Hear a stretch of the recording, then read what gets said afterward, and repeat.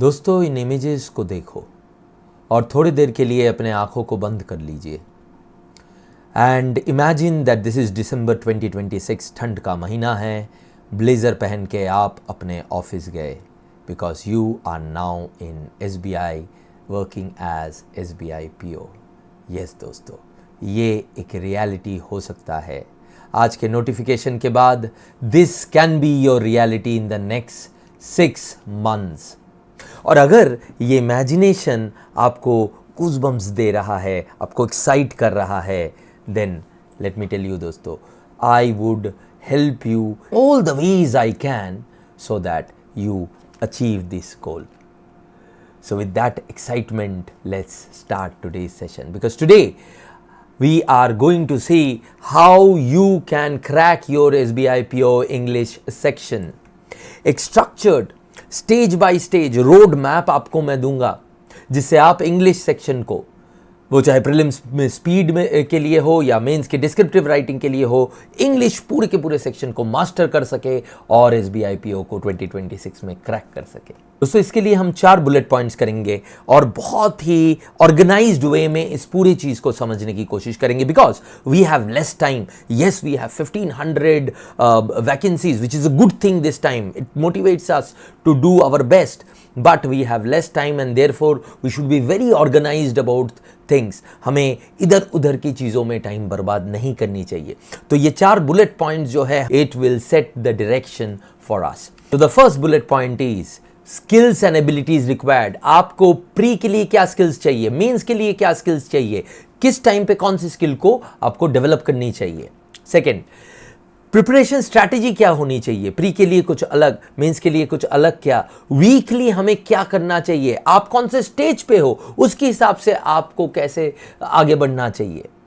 Third, कौन से resources follow करने चाहिए इस टाइम पे ताकि आपका टाइम बर्बाद ना हो। And finally fourth bullet point, हमारा माइंडसेट कैसा होना चाहिए। This is most important because अगर हमारा माइंडसेट ठीक नहीं होगा तो हार्ड वर्क हमारा कुछ काम नहीं आएगा if we are not doing things in the right mindset, right? So without further ado, let's start with first understanding our exam। देखिए, phase 1 मोस्ट कॉम्पिटिटिव राउंड है, उसमें कोई डाउट नहीं है। और आज के नोटिफिकेशन के हिसाब से we can see that like last year 40 questions है, 20 minutes है इंग्लिश लैंग्वेज के प्रीलिम सेक्शन में। Okay, so this becomes one of the most challenging section। 40 questions, 20 minutes, speed and accuracy दोनों चाहिए। अच्छा, और एक चीज, अब मैं प्रीलिम्स को सबसे कॉम्पिटिटिव राउंड क्यों कह रहा हूं, बिकॉज यहां पे इन्होंने बोला है 10 टाइम्स लेंगे जो भी उनका फाइनल वैकेंसी है। सो दैट मीन्स दैट 1500 का 15,000 लोगों को लिया जाएगा। प्रीलिम्स देते कितने लोग हैं, पिछले बार 6 से 6.5 लाख लोगों ने जो है फॉर्म भरा था, इस बार थोड़े से ज्यादा वैकेंसीज है तो लेट्स अज्यूम कि 7.5 लाख लोग फॉर्म भरेंगे। 7.5 लाख का 10% होता है 75,000 एंड उसका 1/5 होता है 15,000। सो 2% of people will get selected after prelims. तो प्रीलिम्स में 98% लोगों की छटाई होगी। 98%, that's a huge amount and that's why it's the most competitive round. और इसमें हमने ऑलरेडी देख लिया स्पीड और एक्यूरेसी दोनों बहुत इंपॉर्टेंट है। तो रिक्वायरमेंट्स क्या है प्रीलिम्स के लिए, जरा देखते हैं। Obviously time is of essence, 20 minutes, 40 questions, तो हाई स्पीड में हाई एक्यूरेसी चाहिए। तो इसके लिए क्या क्या रिक्वायरमेंट है। पहला, अपने रीडिंग स्पीड को बढ़ाओ। If you do not improve your reading speed you will not be able to complete your paper, let alone get selected. तो मिनिमम आपका 250 वर्ड पर मिनट होना चाहिए SBI PO के लिए और प्रेफरेबली 300 के ऊपर होगा वर्ड पर मिनट तो अच्छा रहेगा। इसके बारे में हम लोग वॉर लेक्चर में डेली मंडे टू फ्राइडे जो 11 बजे करते हैं उसमें हर रोज बात करते हो, हर रोज रीडिंग स्पीड के ऊपर काम करते हैं। तो अगर आप वॉर लेक्चर जो है अटेंड नहीं करते उसको करो बिकॉज रीडिंग स्पीड के ऊपर काम करना जरूरी है। Second, ideal time of solving, ये भी तो पता होना चाहिए प्रीलिम्स में हमारा क्वेश्चन के टाइम का आइडियल टाइम क्या होगा सॉल्विंग का, ताकि हम उसके हिसाब से जो है अपने प्रैक्टिस को डायरेक्ट कर सके। मैंने बोला था ना एक डायरेक्शन मिल जाएगा इस क्लास के बाद। ये ऐसे देखो, आरसी, पूरे आरसी को करने में 7 क्वेश्चन से 8 क्वेश्चन होता है, 5 से 6 मिनट लगना चाहिए प्रीलिम्स के आरसी SBI PO में। राइट तो अब आपको उसी डायरेक्शन में करना पड़ेगा, फिर ही तो आएगा। सेकेंड, ग्रामर 30 to 45 सेकेंड्स पर क्वेश्चन। ऑब्वियसली कुछ क्वेश्चन डिफिकल्ट होंगे, उनको बाद में करेंगे, राइट अगर ज्यादा टाइम लगेगा पहले उन क्वेश्चंस को कर लेंगे जो 30 सेकंड में हो जाएगा, वो सब बातें तो हम लोग मॉक एनालिसिस में करेंगे, लेकिन ये ideal time 20 to 30 seconds for vocab application question. Parajumble के क्वेश्चन 5 क्वेश्चन का या 4 क्वेश्चन का set 3 minute, right this is the prelims time. अब चलते हैं क्वेश्चन एंड टाइम मैनेजमेंट इन मॉक्स। मॉक्स में क्वेश्चन कौन से पहले चूज करना चाहिए, that you should no, and question कौन से छोड़ने चाहिए, कब कौन से क्वेश्चन को छोड़ना चाहिए, that you should know. These are your requirements for prelims. इतना कॉम्पिटिटिव एग्जाम जिसमें 98% जो है हटा दिए जाएंगे, 2% का सिलेक्शन होगा, उसमें ऑर्गेनाइज स्ट्रेटेजिक वे में नहीं जाओगे तो फंस जाओगे। So always remember this is your prelims requirement. चलो अब आगे बढ़ते हैं नेक्स्ट राउंड, फेज 2। फेज 2 इस बार क्या चेंज हुआ है, कुछ चेंजेस हुआ है। देखो इंग्लिश का जो सेक्शन है वो तो अभी भी 40 क्वेश्चन का 20 मार्क्स का है। प्रीलिम्स में इंग्लिश सबसे वेटेड सेक्शन है और मेंस में अगर आप देखोगे इंग्लिश ऑब्जेक्टिव सबसे कम वेट वाला है। बट इंग्लिश तो ऑब्जेक्टिव में खत्म नहीं होता है, राइट इंग्लिश का डिस्क्रिप्टिव भी होता है। इसमें एक चेंज है, पिछले बार 50 मार्क्स का था, इस बार भी 30 मार्क्स का है। एक्टिविटी 3 ही है, 30 मिनट्स में करना है, right okay. So this is something that has change. So overall अगर हम इंग्लिश का वेटेज देखें तो 50 मार्क्स आउट ऑफ 230 है, ठीक है। तो दोस्तों अभी देखेंगे रिक्वायरमेंट्स फॉर मेंस क्या है। रिक्वायरमेंट्स फॉर मेंस है diversity of skill.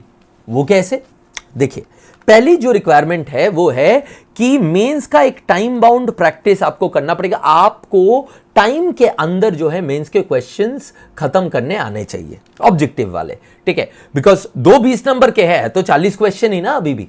Next, descriptive writing में मास्टरी लानी पड़ेगी क्योंकि 3 एक्टिविटीज है और जस्ट 30 मिनट्स है, ओके और तो ये 3 एक्टिविटीज के ऊपर आपको मास्टरी होनी पड़ेगी ताकि जल्दी आप कर सको।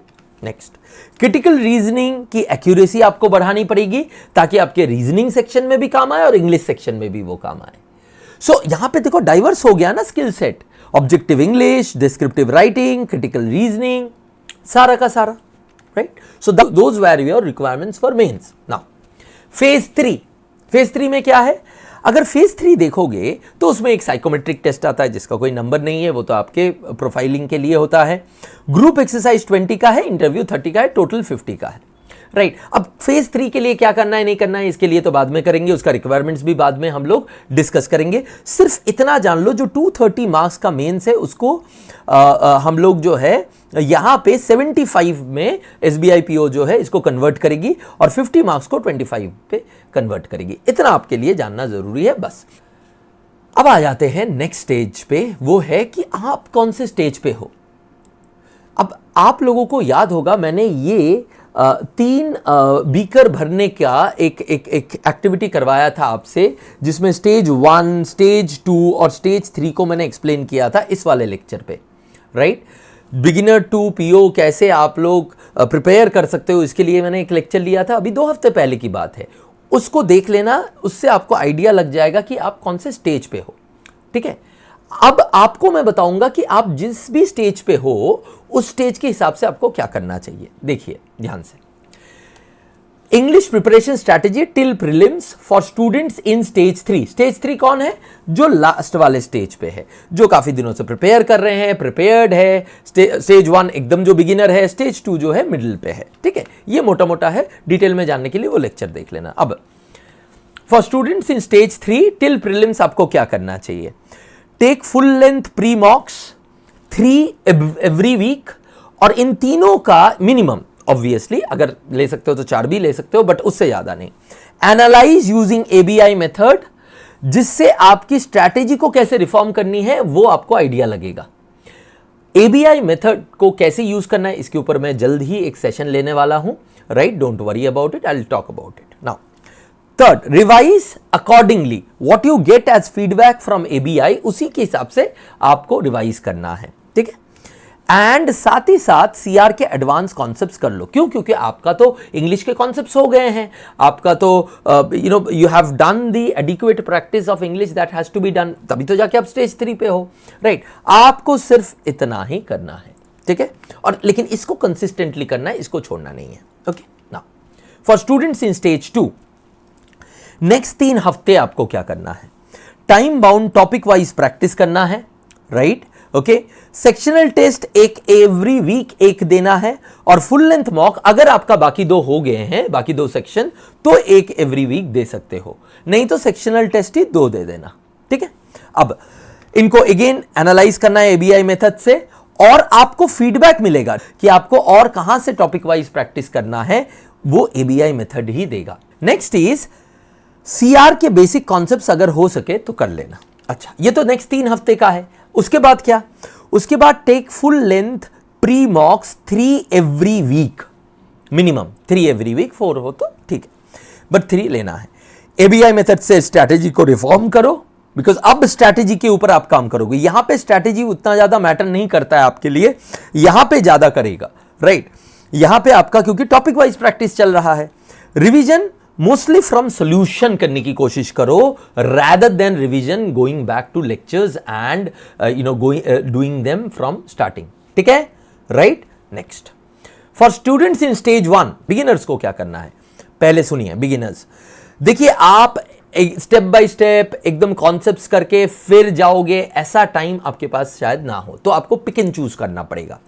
तो फर्स्ट तो आप आज ही या कल के अंदर ही एक मॉक लीजिए और देखिए कहां पे आप स्टैंड करते हो, ठीक है, राइट?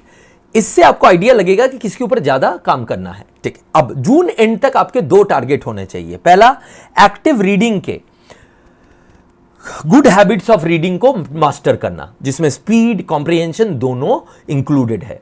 अगर आप वॉर लेक्चर नहीं फॉलो कर रहे हो, उनको करना चालू कर दो, क्योंकि कम से कम 3 गुड हैबिट्स को तो आपको मास्टर करना ही करना है। और अगर आप अचीवर्स प्रोग्राम के पार्ट हो तो 7 के 7 गुड हैबिट्स को मास्टर करना है। Third, learn grammar concepts once, एक बार ग्रामर कॉन्सेप्ट्स का जो लॉजिकल बैकग्राउंड है उसको गो थ्रू कर लो। Clear, right? ओके, अब ये तो जून एंड तक आपको करना है, ये टास्क ही काफी है जून एंड तक, अभी 10-12 दिन में। नेक्स्ट, जुलाई के पहले 2 हफ्ते क्या करना है? Time bound topic wise practice कीजिए, right? Then sectional test 2 every week और full length test 1 every week. Okay, analyse कीजिए एबीआई मेथड से और फीडबैक मिलेगा आपको 1 की तरह, जैसे इनको मिला था वैसे ही। और सीआर के बेसिक कॉन्सेप्ट्स इफ पॉसिबल कर लीजिएगा, ठीक है? फिर जुलाई का फर्स्ट 2 वीक्स भी हो गया। थर्ड वीक से एंड प्रीलिम्स तक क्या करना है? Take full length pre mocks 3 minimum every week, analyse कीजिए, रिफॉर्म कीजिए स्ट्रैटेजी को, और रिवीजन कीजिए मोस्टली फ्रॉम सॉल्यूशन। कुछ केस में, आपके केस में, कुछ केस में आप क्योंकि एकदम अभी बिगिनर हो तो कुछ केस में कॉन्सेप्ट्स के लिए आप लेक्चर या नोट्स को जो है ऑब्वियसली रेफर कर सकते हो, राइट? ठीक है, इस पर्टिकुलर जो स्लाइड है इसका स्नैपशॉट ले लीजिए, अपना स्टेज आइडेंटिफाई कीजिए और उसके हिसाब से वो वाले लेक्चर को देख के स्टेज आइडेंटिफाई कर लीजिए और उसके हिसाब से अपना स्ट्रैटेजी बनाइए, ठीक है? ओके, नाउ डिस्क्रिप्टिव के लिए क्या करें?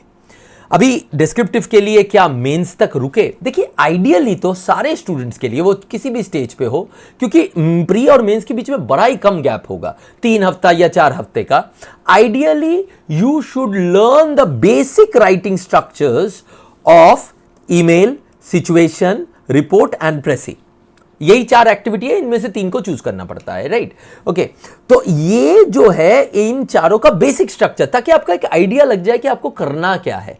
ओके, और कैसे बेसिक राइटिंग स्ट्रक्चर एक बार सीख लीजिए, समझ लीजिए एक्सपर्ट से, and then you write at least 2 to 3 on each one of this. बस इतना करना है, ठीक है? चलिए, अब आप लोगों को मैं दिखाता हूं कुछ रिसोर्सेज, आप लोगों को बताता हूं कुछ रिसोर्सेज जो आप फॉलो करेंगे तो आपके लिए फायदा होगा। पहला तो वॉर के लेक्चर्स मिस मत कीजिएगा। आपको पता है कि वॉर के लेक्चर्स में हम आरसी की स्पीड, आरसी की एक्यूरेसी, क्लोज टेस्ट, वोकैब, इन सब एरियाज को एड्रेस करते हैं। ओके, तो इनको अगर आप वॉर के लेक्चर्स मंडे टू फ्राइडे 11 बजे रेगुलरली अटेंड करोगे तो आपका बहुत सारा काम तो वहीं पे हो जाएगा। प्लस कुछ ही दिनों में मैं SBI PO special passages war का पार्ट बनाने वाला हूं, so that would also help directly. उसके अलावा मेरे जो बाकी YouTube के लेक्चर्स आने वाले हैं ऑन अदर टॉपिक्स, चाहे पैराजिम्बल हो, ग्रामर हो, क्रिटिकल रीजनिंग हो, क्लोज टेस्ट हो, इनको भी मिस मत कीजिएगा, ठीक है, राइट। नाउ दूसरा फ्री रिसोर्स, वैसे तो ये पेड रिसोर्स है बट कुछ लिमिटेड टाइम के लिए मैंने इसको फ्री रखा है। This is my summary and main idea lecture. ये आपको हेल्प करेगा आपके थॉट्स को आर्टिकुलेट करने के लिए। This is the starting point of descriptive writing, this is the starting point of understanding RCs in the right way also, ठीक है, ओके। तो ये लेक्चर आपको मेरा जो अचीवर्स प्रोग्राम है, आप लोगों को पता है मेरा अचीवर्स प्रोग्राम, उसके बारे में भी मैं बता दूंगा। कमांड बैच जो है achievers English command batch achievers programme का, उसमें इंट्रोडक्शन मॉड्यूल में आपको ये तीसरा या चौथा लेक्चर मिल जाएगा। You can go and watch it and get an idea, ठीक है। So this was another of the free resources. अच्छा, if you guys want some paid resource जिससे आप जो है एक ऑर्गेनाइज तरीके से कम टाइम पे फॉलो कर सके, तो उसके लिए you can obviously go for my English NCER achievers program. इसमें आपको मेरे इंग्लिश के बैचेस, क्रिटिकल रीजनिंग का बैचेस, डिस्क्रिप्टिव राइटिंग का बैचेस, सबका एक्सेस मिल जाएगा। और तो और नेक्स्ट वीक से मैं SBI PO speed accelerator sessions achievers programme के इंग्लिश कमांड बैच में चालू करने वाला हूं। So go ahead and definitely watch them. Now, अब एक छोटा सा announcement, if you want to be a part of the achievers program और you want to have anything from smart Keeda, तो 20th जून रात तक फेस्ट 25 कोड यूज करना, you would get additional 25% off. तो अगर आपको कोई भी प्रोडक्ट या कोर्स स्मार्ट कीड़ा से परचेज करना है, including achievers programme, including all my courses, you would get this discount, ठीक है। चलिए आगे बढ़ते हैं। फाइनली आप लोगों को मैं कुछ dos and don'ts mindset shift के बारे में बताने वाला था लास्ट। उससे पहले एक क्वेश्चन है आप लोगों को पास, जो अचीवर्स प्रोग्राम के स्टूडेंट्स हैं मेरे, जो डिस्क्रिप्टिव के बैच के स्टूडेंट्स हैं मेरे, इस बैच के जो स्टूडेंट्स हैं उनके लिए, कि आई एम थिंकिंग कि लाइव डिस्क्रिप्टिव सेशंस, मैंने अभी बोला ना कि डिस्क्रिप्टिव के लिए इतना करना चाहिए, ऐसे ही उन्हीं के बेसिस पे लाइव डिस्क्रिप्टिव सेशंस प्री के पहले कुछ मैं आप लोगों को करा दूं, ताकि यू आर नॉट अनइनिशिएटेड एकदम, ठीक है। तो क्या इसके लिए आप लोग रेडी हो? कमेंट सेक्शन में बताइएगा, okay. Now the last thing that I would share with you is the mindset shift that you need to do. उसमें कुछ डोंट्स है। पहला don'ts, do not panic looking at what is left. कितना course left है उसको देख के panic मत कीजिए please, right. It's not going to help you at all at this point of time. Second one, don't compare yourself अपने दोस्तों के साथ या जिनके साथ आप स्टडी ग्रुप बना के पढ़ते हो, उनके साथ आप अपने आप को कंपेयर मत कीजिएगा, स्पेशली जब आपको मॉक्स में या प्रैक्टिस क्लासेस में कम आते हैं। भाई सबका जो है प्रिपरेशन का एक अलग आर्क रहा है, आपका एक अलग आर्क है, तो उनके साथ कंपेयर करके जो है अपने आप को दुखी और डीमोटिवेटेड करने का ये टाइम नहीं है। आप अपने साथ कंपेयर कीजिए, सीखते रहिए, हर गलतियों से अलग अलग गलती कीजिए, लेकिन अलग अलग गलतियों से सीखते रहिए। एग्जाम में आप अपना बेस्ट देंगे, that is what is necessary. Third, don't change your schedule again and again. Study जो स्केड्यूल बनाओगे उसको बार बार चेंज मत करो, एक बार फिक्स करो। जो मैंने अभी आपको गाइडेंस दिया है उसके बेसिस पे एक बार फिक्स करो और उसको फॉलो करो, क्योंकि ये तो लॉजिकल है ना, जो मैंने आप लोगों को बोला है उसमें से आपके लिए क्या क्या फिट है, किस स्टेज में आप हो, उसके हिसाब से आप अपना फिट कर दो and then you just follow it, okay. And the biggest mindset shift of all is you will have to enjoy your preparation. अपने प्रिपरेशन को एंजॉय कीजिए दोस्तों, इसको एज ए टास्क मत लीजिए। जिसे हम लोग हर वॉर सेशन को एंजॉय करते हैं, हर लेक्चर को एंजॉय करते हैं अचीवर्स में, वैसे ही आपको ये पूरे प्रिपरेशन को एंजॉय करना है। आंसर्स, रिजल्ट्स, टेस्ट में स्कोर्स अपने आप आने लगेंगे, बट जब आप इसको टास्क के हिसाब से करोगे तो वो बर्डन लगने लगेगा, ठीक है, याद रहेगा ये। So with that I would and today. If you have any other query, feel free to ask in the comment section. I would respond to that. Thank you very much and all the best for your preparation. Enjoy your preparation.